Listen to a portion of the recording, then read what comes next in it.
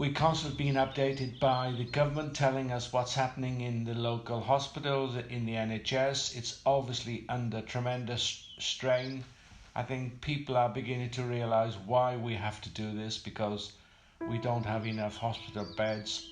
We don't have enough staff to look after all the sick and the people who are on the ventilators.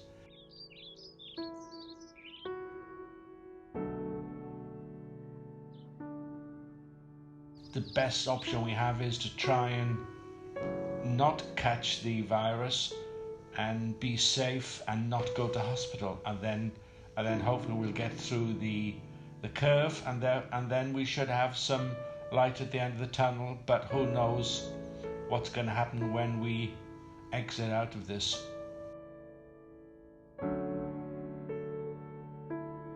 My name is Phil Warlow. I live in Wargrave in England. Well, I originally come from South Wales, a place called Llanelli, and since then I've travelled, lived in England, lived in South Africa, and then eventually ended back here in Wargrave. I've been here for 27 years now.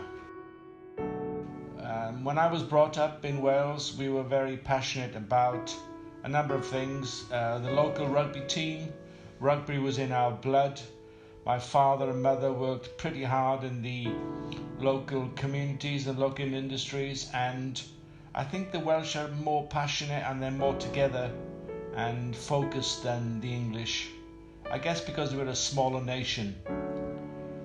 Wales is a nation, it's a principality, and whilst it doesn't stand on its own, it is part of the United Kingdom. I don't want it to be nationalised or denationalised. I want it to stay with the United Kingdom, but be a self-governing country. Initially, it was a situation where we were all told these things were going to happen, lockdown, we can't go here, we can't do this.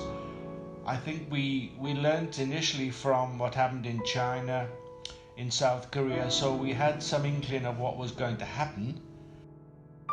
I get up in the morning, I'm still working, still active. It's not as busy as it normally is, and then generally cooking food, going for walks, maybe a cycle ride, and generally trying to keep busy but also keep safe.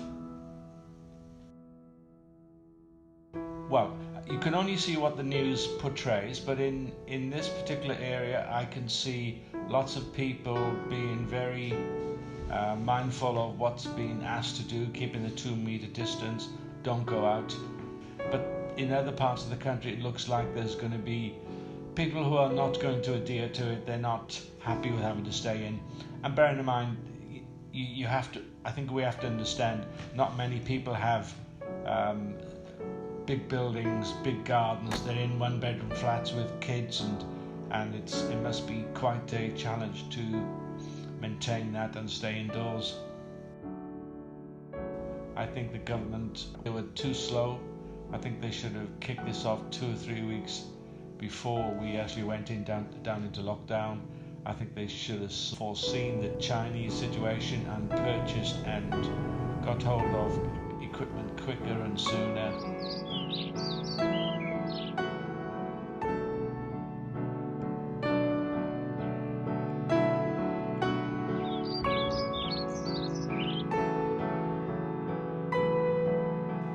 So I think they were a bit slow to take that up, but I do feel tremendously for the people who are having to face the coronavirus patients and having to deal with it with, in some cases, substandard equipment. I mean, it's an amazing job they're doing, and wow, I mean, they're saving many lives.